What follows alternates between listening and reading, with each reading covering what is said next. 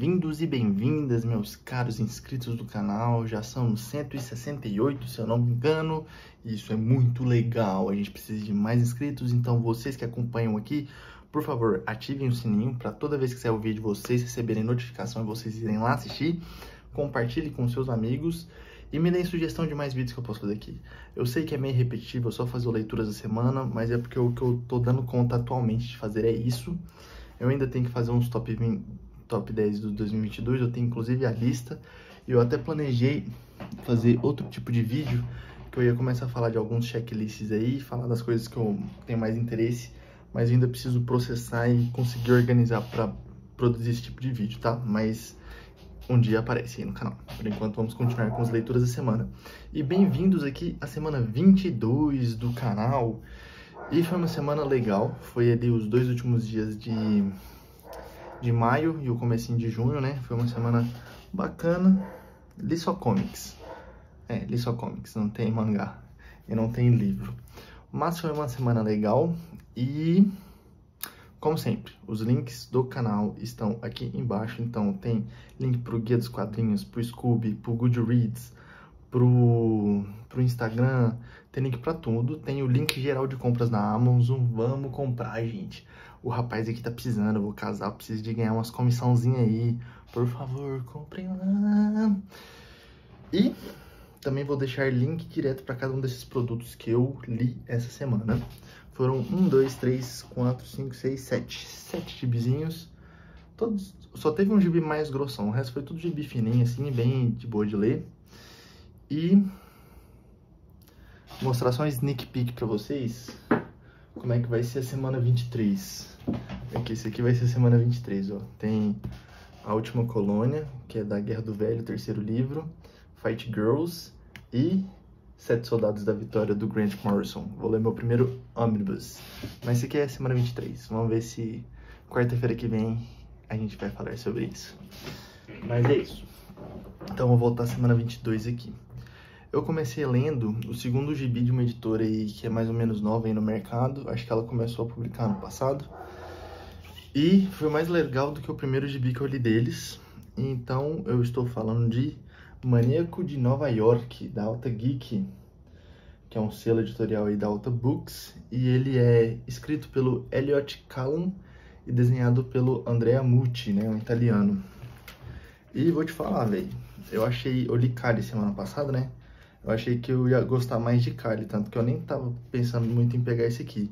Mas esse aqui é muito mais legal. Kali é muito bom, mas esse aqui é mais foda. Muito, muito mais legal. Vem com o marcadorzinho aqui de página. No entanto, quando eu peguei esse gibi, eu achei que ele era volume único, né? Porque não tem nenhuma indicação de continuação e nem tal. Fui ler, tem uma continuação, tem o volume 2, que é o Maníaco de Nova York Bronx, que tá até aqui, Bronx em Chamas, é o próximo volume. E tem uma série que tá saindo agora, que é o terceiro volume, que eu esqueci o nome agora, mas tem um terceiro volume, e eu acho que deve ser o final ali, deve ser aquele terceiro volume. Então, Alta Geek, por favor, já lança em Bronx, e assim que acabar a terceira série lá, já traz pra nós, hein?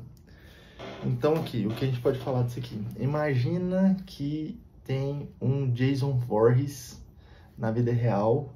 Ele tá solto e ele não fica atacando um acampamento escolar. Ele fica atacando Nova York o tempo todo, constantemente. É isso aqui. Tem esse cara aqui, esse maníaco aqui, que chamam ele de... como é que é? Ele tem um nome. Harry. Ele é o Harry, conhecido como Harry. E vira e mexe, ele faz uns atentados e mata na galera em Nova York. E faz 6 anos. E ninguém consegue fazer nada, porque ele parece ser invencível. Tiro, nada mata esse cara aqui, que é esse doido aqui, ó. Nada mata ele. E meio que a prefeitura largou de mão, assim, né? Fica tratando como se fosse um evento natural ali da cidade. E o prefeito fica só pensando em suas reeleições, sem nem pensar nesse cara aqui, né? Tanto que no começo a gente conhece a detetive nova que foi realocada pro caso dele. E aí que a gente percebe que realmente nem a polícia dá muita atenção pra isso, meio que virou uma piada. E essa detetive é a Gina, e ela tem um passado com o Harry, porque ele matou o namorado dela lá na época do acampamento, bem estilo Sexta-feira 13. E ela conhece a outra policial que é relacionada ao caso do Harry, que é a Pettibone, que ela acabou sendo rebaixada para isso, porque ela virou uma dedo duro, segundo a polícia, por ter denunciado o parceiro dela, por ter atirado de forma injusta num suspeito. E a trama central aqui desse Manic Nova York, depois que ela se conhece e tudo mais, é que o Harry, ele invade o primeiro sistema, o primeiro trem automático de Nova York e começa a fazer a matança dele lá. Bem aqui, nessa cena aqui.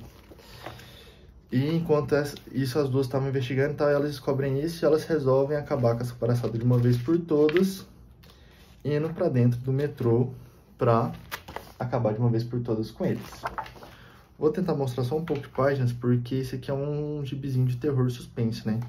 Então, assim, o legal é ler sem saber nada mesmo, tipo assim, sem ver muitas imagens, sabe? E é muito, muito, muito, muito da hora mesmo.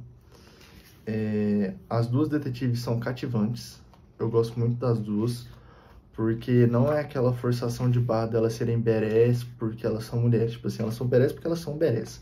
A Gina é uma detetive fantástica e a Pettibone é uma policial muito, muito da hora. Apesar de que a Pettibone, ela chegou num momento da vida dela que ela tá, tipo, muito sem dar bola, assim, pras coisas, sabe? Ela perdeu fé total no uniforme, perdeu fé total em tudo, então ela tá meio desacreditada das coisas. E a Gina é aquela detetive que ainda tem esperança de resolver as coisas. Outra personagem muito legal é a menininha que tá no trem, que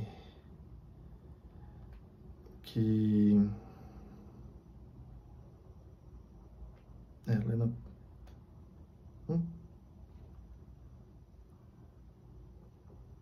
É a Lena, que é uma das menininhas que eles salvam e tal, né? Ela é muito legal, um personagem muito legal e ela é muito importante aqui no desfecho da história toda. E eu tô tentando pensar de uma forma que eu não dê tantos spoilers. Mas sim, é muito bom. Eu li super rápido. Eu li sentado na ponta da cadeira, porque você fica, tipo... Parece ser muito clichê, tipo aqueles slasher e tal. Mas o Elliot Callum, eu acho que inclusive ele é... Ah, não, ele é só roteirista mesmo. Eu achei que ele era ator também, não sei porquê. Mas, tipo assim, ele conseguiu fazer um roteiro que, tipo, apesar de ser um slasherzão bem comunzão, assim, né? Se eu for parar pra pensar, é muito bem encaixado as coisas. E o jeito, o andamento, assim, da história é muito bom, apesar de ter seus clichês. E, assim, né, o visual do Harry é bem parecido com o Jason mesmo, até, tipo, a história de origem dele ali começa meio que no acampamento, é bem de si. Mas, cara, o Andrea Mucci soube trazer muita vida esse gibi. Eu confesso que o estilo de arte não é muito, assim... Se bem que eu gosto, é bem do estilo do Beasts of Burden também, parece meio que aquarelado e tal. Mas eu confesso que quando eu vi as primeiras imagens, eu fiquei meio... não sei se eu vou gostar. Mas, cara, é muito, muito bom. É tipo assim, foi um gibi que me pegou muito de surpresa. Não sei se eu tô conseguindo vender ele muito bem, mas é incrível. E quando eu descobri que tem continuação, eu fiquei tipo assim, meu Deus, eu quero logo, porque eu quero ler. E eu confesso que eu fui em sites piratas e dei uma olhadinha já. Quer dizer, eu já sei o que acontece na história. Mas, tipo assim, eu fui lendo super rápido só porque eu queria entender, porque eu fiquei muito, muito, muito curioso. E, tipo, a origem de tudo ainda não foi resolvida no Manic de Nova York, Bronx em Chamas. Tipo assim, tem um desfecho lá, mas não é o desfecho verdadeiro de tudo. Então, tipo, a Alta Geek tem que correr aí, tem que terminar de lançar lá fora também o terceiro volume, pra gente ter tudo aqui. Eu acredito que no terceiro volume vai fechar tudo. Mas, cara, muito, muito bom. A Alta Geek acertou em cheio. A Alta Geek vem comendo aí pelas bordas, mas tá trazendo coisas interessantes. Eles começaram a pré-venda recente aí, num gibi que chamou Muro. Fiquei bem interessado também, numa história meio pós-apocalíptica aí. E também vão lançar um Conan que foi feito numa editora lá na Espanha, que eu também achei interessante porque eu sou um cara que gosta de Conan. Não parece, mas eu gosto de Conan bastante. Mas é isso, Maníaco de Nova York, por Elliot Callum e Andrea Mucci, da Alta Geek. Peguem. Assim, se vocês forem falar, vou pegar um gibi de uma vez por semana aí dos leitores da semana do Roberto, esse aqui é o gibi que eu recomendaria para vocês pegarem dessa semana. Os outros são muito bons, mas esse aqui é surpreendente. Porque os outros Tem um que eu não gostei, mas os outros, tipo assim, obviamente eles seriam bons mesmo, por conta dos nomes envolvidos. Esse aqui é surpreendente. Então, se você quer ficar surpreso, esse aqui é melhor. Passando para o próximo, foi o que eu não gostei. Foi de um mestre mesmo, tipo, é o mago dos quadrinhos, e não foi pra mim. Foi BoJack Fries, a saga, de Alan Moore com Steve Parkhouse. A arte do Steve Parkhouse é muito boa, apesar de ser preta e branca, e eu não ser muito chegado na arte preta e branca, é uma arte preta e branca bem caricata, assim, bem pro que esse gibi seria, né? Que é um gibi de humor, assim, né? Um humor britânico do Alan Moore, que tem muita dessa parte de crítica social, satirização e tudo mais, mas assim, foi aquele humor britânico que não me pegou mesmo. Eu acho que tinha bastante potencial, porque os personagens são esquisitos e sim, você não entende como é que eles são uma família, que nem tem os tios, o Raul e o Festus, que claramente o Festus é baseado no Drácula, né, no vampiro, e o Raul baseado no lobisomem. E tem o vô da família, que é tipo uma criatura Lovecraftiana e tudo mais. E, tipo, aparentemente o resto da família são todos seres humanos normais e tal. Então, assim, tinha um potencial para ser divertido? Tinha. Mas eu achei caricato demais, achei um humor britânico muito seco. Eu achei até um pouco datado, assim, porque tem muita coisa que não dá para entender o que o Alan Moore tava querendo falar sobre isso, sabe? Porque, assim, infelizmente, tem gibi que a gente precisa de uma certa contextualização. Aí vocês pegam assim, mas você gostou de Maxwell Cato Mágico, que são as tirinhas lá que o Alan Moore lançou, que são de humor e também são datadas. Mas aí que entra a diferença, com todo respeito a Devir, mas aí que entra a diferença do trabalho editorial da Devir e do Pipoque Nanquim, né? O Pipoque Nanquim, lá na edição do Maxwell Gato Mágico, os caras contextualizaram todas as críticas que o Alan Moore estava fazendo lá, falando do período histórico e tudo mais, dando um parecer pra gente. Então, fez com que a gente conseguisse abordar mais a história lá, né? No caso aqui do BoJack Fries, não tem isso. Então, tipo, se você não tem um conhecimento um pouco exímio, assim, das coisas, é meio difícil de você entender, sabe? Talvez eu esteja falando bobeira aqui, falando que isso aqui é uma crítica social e isso aqui era só um gibi nonsense, mas eu duvido muito que isso aqui era só um gibi nonsense, né? Tenho certeza que o Alan Moore queria falar alguma coisa com isso aqui, porque o Alan Moore não faz nada de graça. Então, é isso. E até fala aqui, ó, né, porque o Alan Moore ele tem um conhecimento e um domínio sobre a natureza humana e a cultura britânica. Então, tipo assim, ele criou o roteiro para esse aqui, partindo nisso, falar sobre a natureza humana e falar sobre a cultura britânica, usando suas críticas lá, né? E infelizmente não pegou pra mim. A arte do Steve Parkhouse é muito boa, mas o Alan Moore não foi o Alan Moore pra mim nesse gibi aqui. Esse aqui entra junto pra mim ali no Providence e no Neonomicon, que é a Panini que publicou. Foram coisas do Alan Moore ali que não pegaram em mim, sabe? Mas sim, né? Continua, eu quero ter tudo do Alan Moore, porque eu acho o cara um gênio. E eu quero ter tudo dele, e eu sei que é dessas coisas, né? Nem toda vez a pessoa que você gosta vai acertar pra você no seu gosto de gibi. E BoJack Fries da saga não foi do meu gosto, infelizmente. Em questão de produção, tá bem legal, parabéns, Devir, mas eu acho que faltou isso, sabe? Dar uma contextualização ali sobre o que o Alan Moore tava tentando falar. Pelo menos tentar contextualizar a época e tal. Que nem no final aqui ele começa a fazer meio que uma crítica tipo, a reality show. Mas beleza, de onde que veio isso aí, sabe? Tipo, por que tava acontecendo nessa época? Mas tudo bem, né? Beleza. É isso. BoJack Fries, a saga. Infelizmente, um Alan Moore que não me apeteceu. Agora a gente passa para um gibizão grande, rapaz. Grande no sentido de tamanho da edição, não de páginas. Mas também de grande de roteiro, de o que tá querendo falar aí, também de arte. É incrível. Foi Doutor Estranho, Shambhala, do J.M. DeMatteis, J.M. DeMatteis e Dan Green. Essa aqui é aquela edição do Grandes Tesouros Marvel, inclusive essa aqui foi a primeira a sair, né? Vem com essa sobrecapa gigantesca aqui. Essa aqui é o gibi sem a sobrecapa. E a sobrecapa aqui, ela vira um posterzão. Ai, deixa eu tentar mostrar o posterzão.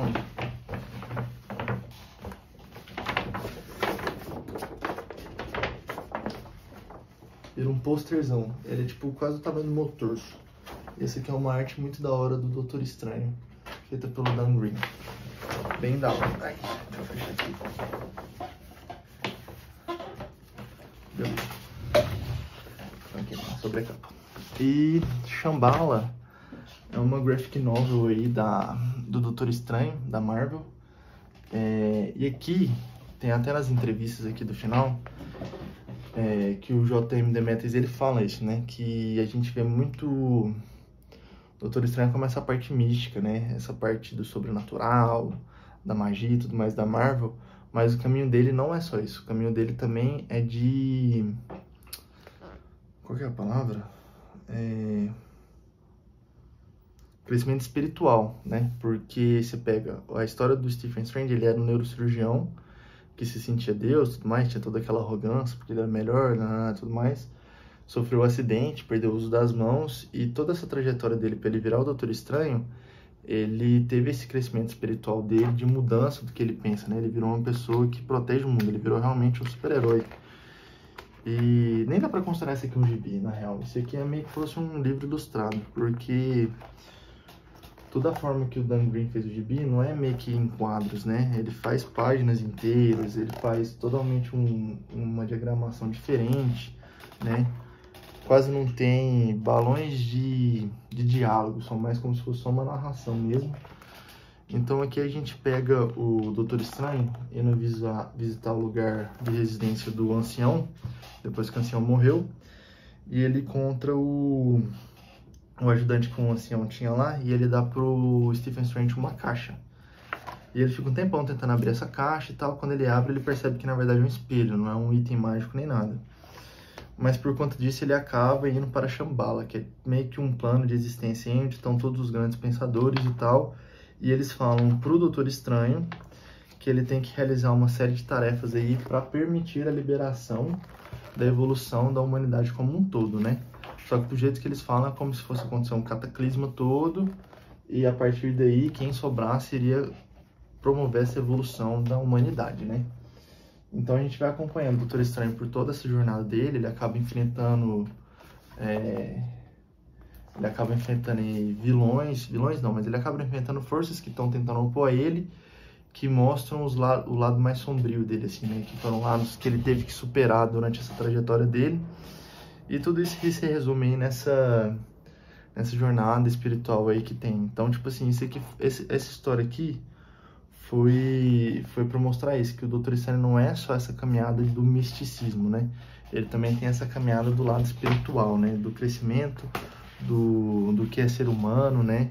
Do livre-arbítrio e tudo mais. Então, assim, é uma obra de arte tanto na arte mesmo, né? Porque o Dan Green, ele arrebenta na arte pintada aqui, como também de roteiro. O J.M. Demetrius é um roteirista aí que eu gosto bastante. Tem muita coisa dele que eu acho massa. E ele é um roteirista assim que ele consegue fazer várias coisas diferentes, né? Ele consegue ir do humor, ele consegue ir pro terror, ele consegue fazer várias coisas. Ele é um roteirista assim de mão cheia. Eu gosto muito das coisas dele. Continuando, eu vou para outro cara que eu puxo o saco ferramente, e é o Joe Golem, detetive do Oculto do Mike Mignola.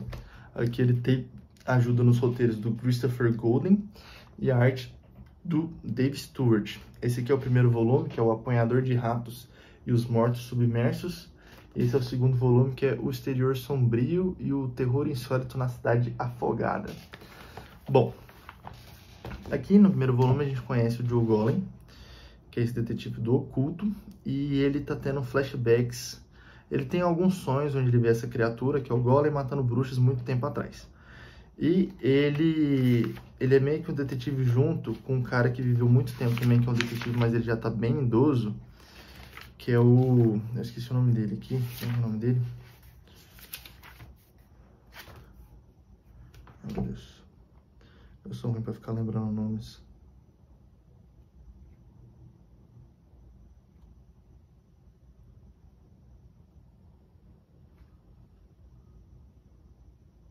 é o Sr. Church. Como o Sr. Church tá bem velho, ele era um advogado, ele era um detetive que ficava, né, lidando com essas coisas paranormais, só que ele tá bem velho, não consegue fazer isso agora. O Joe, ele faz as missões no lugar dele, né? Nesse primeira história aqui que a gente tem, que é o Apanhador de Ratos, é uma criatura submarina aí, porque... Ah, tem outra coisa que eu tenho que falar. Aqui, a Primeira Guerra Mundial teve um fim diferente, eles não mencionam tanto como é que foi, mas teve um fim diferente, que teve uma grande doença aí, matou muita gente e tal. Aí acabou que os soldados tudo desistiram de fazer a guerra do jeito que eles estavam fazendo, todo mundo foi pra sua casa e tal, morreu muita gente. Aqui também Manhattan é uma cidade meio que submersa, estilo Veneza, o povo tem que usar barco para atravessar a cidade e tal, né? E por isso que tem esse apanhador de ratos, que é um monstro aquático aí, que fica sequestrando umas crianças órfãs, né? E o Joe Golan parte para investigar isso. A partir disso ele também conhece a diretora lá da escolinha, como é que ela chama?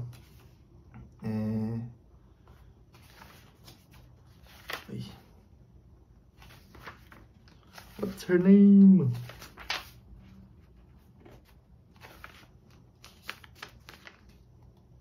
Lori. Ela chama Lori.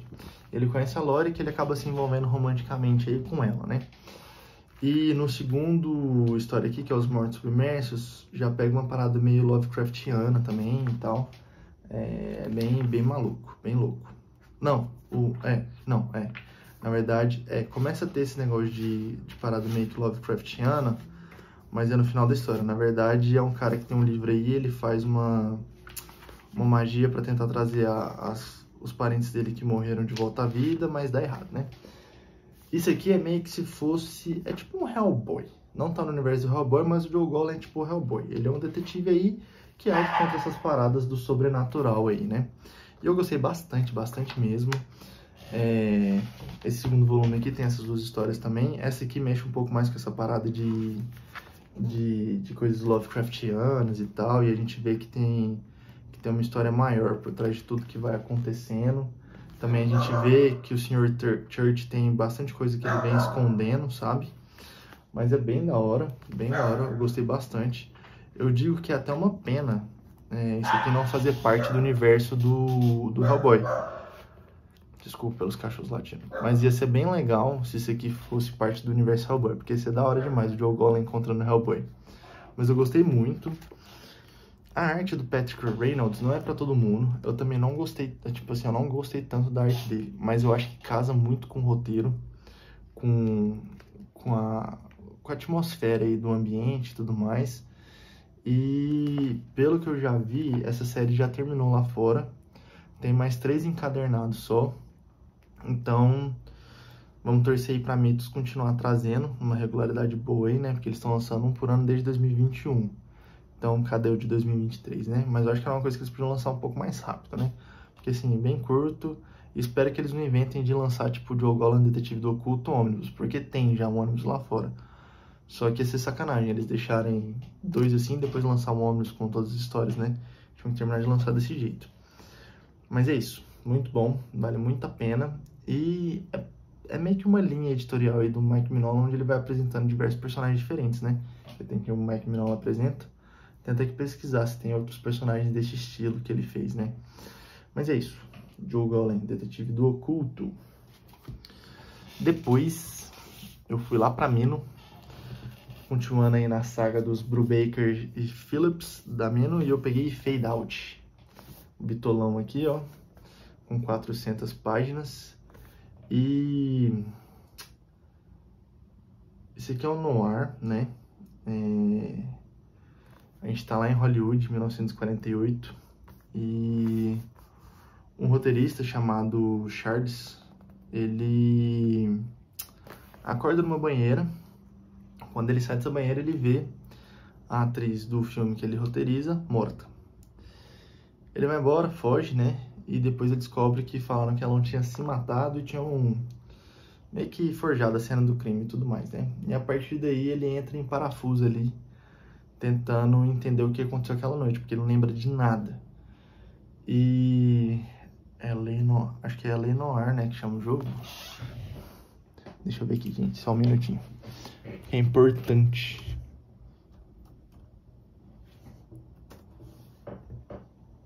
É L.A. Noire. tinha um jogo no PS3, chamava L.A. Noire. Ele é um jogo de investigação e ele passa nessa época exatamente em Hollywood. Então, quando eu fui lendo, eu fui me sentindo dentro daquele jogo lá. Naquele jogo você é um detetive que vai passando pelas diversas partes ali do distrito policial, passando por homicídio, estupro, vice, que é prostituição e jogos e tudo mais, né? Vai investigando o caso. E a atmosfera é bem essa, apesar de você não acompanhar o detetive, né? O roteirista aqui, ele meio que faz esse papel de detetive da história. Ele tá tentando descobrir o que aconteceu naquela noite, né? E também tem toda essa parada de que nessa época o pessoal tava bem paranoico em relação aos comunistas e tal. E fala desse lado meio obscuro do cinema de Hollywood, onde tinham infiltrados do governo, que tentavam ficar descobrindo quem que eram essas pessoas, né? Porque eles não queriam que tivessem gente no meio da mídia que pudesse ficar mexendo na mente das pessoas, né? Então, eles tinham esses infiltrados e tudo mais, ficavam tentando usar de forma chantagem, de forma em cima dos diretores e tudo mais para conseguir o que eles queriam, né? E dentro, também você vê que dentro dessas organizações, desses estúdios e tudo mais, sempre tinha um cara ali que lidava com os problemas e agia meio que de forma que nem as gangues agiam, né? Que nem a máfia agia, tipo, descendo porrada nas pessoas para passar a mensagem que eles queriam e tudo mais. Então, tipo assim, dá pra ver o tanto que Hollywood já começou errada, né? Porque desde essa época aqui, Hollywood era um ambiente onde mentiras e violência e estupro e as coisas já aconteciam. Então, tipo, tudo que às vezes acaba sendo escancarado de Hollywood hoje em dia não é uma coisa nova, né? É uma coisa que já acontecia há muito tempo. E até hoje acontece, né? Mas aqui a gente vê a podridão da podridão, né? E assim, não tem um final feliz. Tem um final, mas assim, você fica meio frustrado junto com o personagem em relação ao final, sabe? Mas é legal. É legal, eu gostei bastante. É uma pegada totalmente diferente ali do Pulp que eu li na semana passada, né? E, cara, o Brubaker, ele faz uns roteiros que são realmente bem cinematográficos, assim. E a arte do Sean Phillips é incrível, não tenho o que falar, né? Esse aqui, por exemplo, acho que não daria um filme, mas daria uma série de TV incrível, assim. Daria até pra eles darem uma ampliada e tal. Porque é muito bom, é muito longo, tem muitas peças pra ir se encaixando. Mas é muito bom. Inclusive ganhou o prêmio Eisner. Foi o prêmio Eisner de que esse gibi ganhou? Deve ter sido de melhor gibi, né? Não é possível. Eu não sei. Eu sou meio por fora dessas coisas. Mas Fade Out. Muito bom, muito legal. Arte incrível. E a de Brubaker mitando. E por fim, eu acabei de ler, inclusive. Foi outro da coleção Grandes Tesouros Marvel, né? Deu uma agilizada aí nesses Grandes Tesouros pra poder... Porque eles têm só 4. Então, lê logo, né? Ficar em dia, né? E dessa vez foi o Surfista Prateado Parábola, do grandiosíssimo Stan Lee e do mais grandioso ainda Moebius, né? O Jean Giraud. E aqui, que nem o outro volume, né? Esse aqui é a capa verdadeira e tal, né? A capa muito da hora que o Moebius fez, por sinal. Aqui a sobrecapa que vira um posterzão gigante.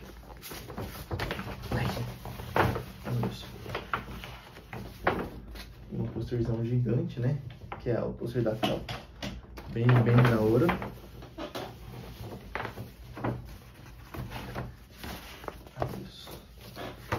Tem esse mini pôster aqui, bem legal, né?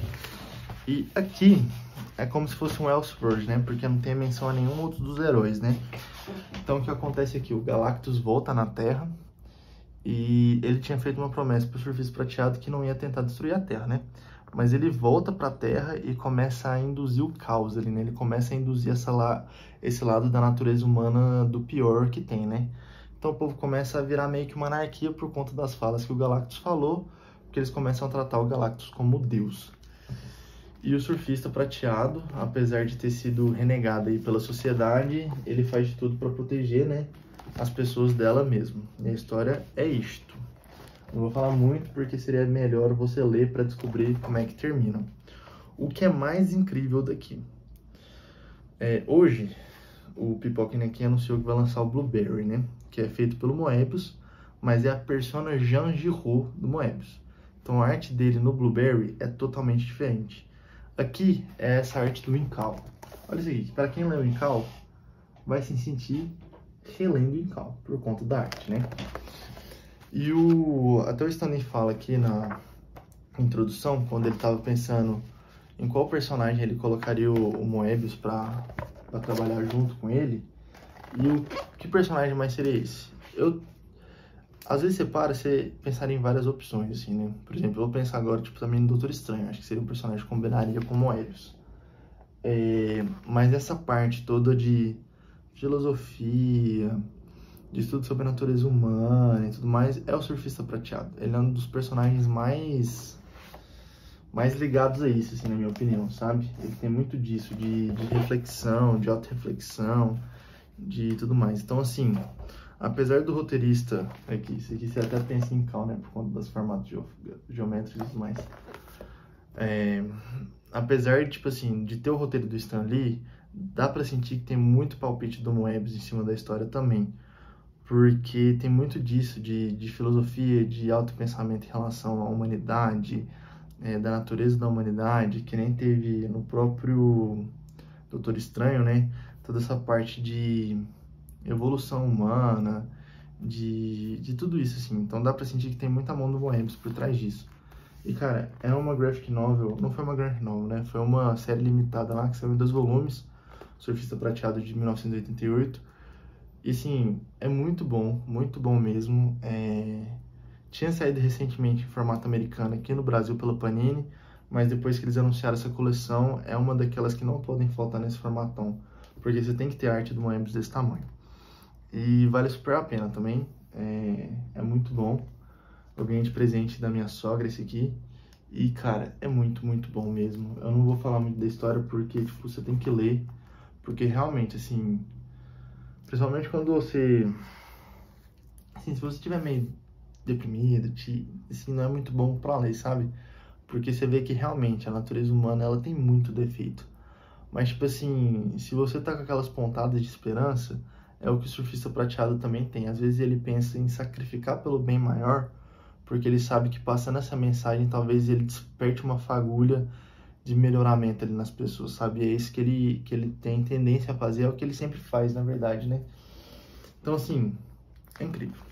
Sem falar que a arte do Moebius é incrível. E hoje a gente também teve a notícia que a Marvel vai cancelar o Justiceiro, né? Mas ele é um dos poucos personagens que o Moebius já desenhou. Então, assim, né? Se o Moebius desenhou o cara, é porque o Justiceiro é foda. Vocês não tem que cancelar o Justiceiro, hein? O Justiceiro vocês têm que repensar. Porque quando a polícia tava usando lá o símbolo do Justiceiro, a Marvel processou os caras por mau uso da imagem. Aí agora que teve a extrema-direita usando a imagem, aí vocês não vão processar, vocês vão simplesmente acabar com o personagem. Processo também, pô. Ficar cancelando o personagem por conta dos outros, pelo amor de Deus. Tá aqui, ó. Ele também desenhou coisa. Bring Back Punisher. E, cara, eu queria ter esses posters aqui, ó, do Moebius. Que posterzada fera. E o último aqui... não, tem mais, peraí. Esse eu mostrei. Tem esse aqui, ó, que é o Homem de Ferro e o Homem-Aranha. Cara, imagina ter um desse autografado pra você botar na parede, tá louco? Esse é lindo. Mas e é isso. Com isso concluímos aqui leituras da semana 22. Agora, antes de dormir, acredito que já começarei a ler o livro. Faz tempo que eu não leio um livro mesmo. E eu tô ansioso para ler esse livro que eu vou ler, porque é de uma série que eu gosto bastante. Acho que eu até demorei muito tempo, mas acho que eu demorei muito tempo para voltar a ler essa série, porque a Elef não continuou a lançar ainda os outros. Mas eles falaram que vão lançar. Mas é isso. Chegamos ao fim de mais uma semana. E muito obrigado pela sua paciência, pela sua presença. E até a próxima. Tchau, tchau.